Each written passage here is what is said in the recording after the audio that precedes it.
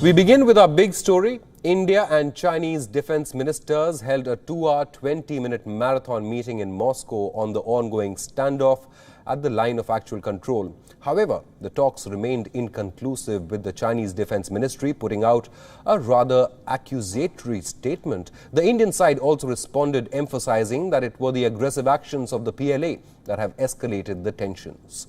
The Indian Defense Ministry has called for calm and appealed against action that could complicate the situation further and escalate matters in border areas. In the meeting, India's Defense Minister pointed towards the aggressive behavior and attempts by Chinese military to unilaterally alter the status quo, which resulted in the escalation of border tensions. India blamed China for violating bilateral agreements. In fact, let me read out the statement put out by India's Defense Minister Rajnath Singh. He says, India's position on the developments along line of actual control, including the Galwan Valley in the western sector of the India-China border areas in the last few months.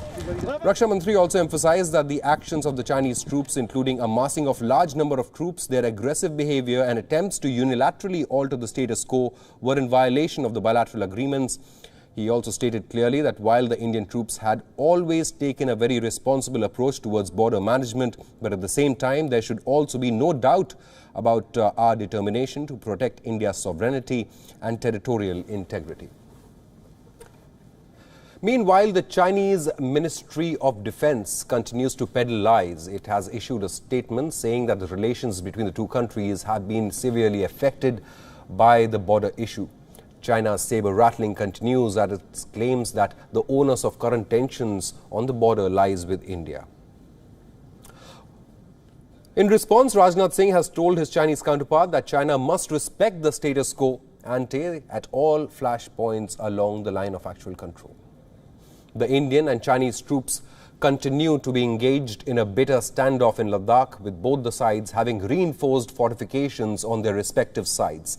Tensions flared in the Ladakh sector after the Indian Army occupied key heights on the southern bank of the Pangong Lake to stop the PLA from grabbing Indian territory in a stealthy midnight move on the 29th of August. Indian military took up positions on its side of the LSE after noticing movement by the Chinese army to once again alter the status quo.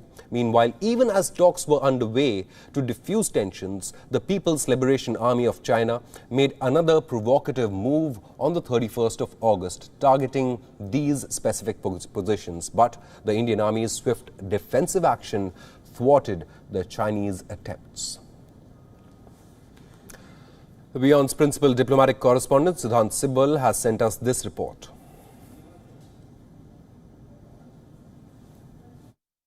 While the Chinese side has blamed the Indian side for the situation, the Indian side has categorically conveyed to the Chinese side its position and also told them that India is determined when it comes to territorial sovereignty, its territorial sovereignty. But by and large, this is the first high-level in-person meeting by both sides, a high-level political engagement, and we do not know how it's going to impact the situation on the ground, because the situation on the ground remains tense. Next big development will be the SCO Foreign Ministers meeting. The meeting will take place again in Moscow, and the Indian External Affairs Minister S. Jaishankar, Dr. S. Jaishankar, will be going to Moscow and is expected to meet his Chinese counterpart, the Chinese Foreign Minister Wang Yi. So clearly high-level engagements underway, and as New Delhi has said, diplomacy and negotiation is the only way forward, and that is the focus, of course, especially when it comes to New Delhi's side. With video journalist Kapil Kumar, Siddhant Sibal for WION in New Delhi.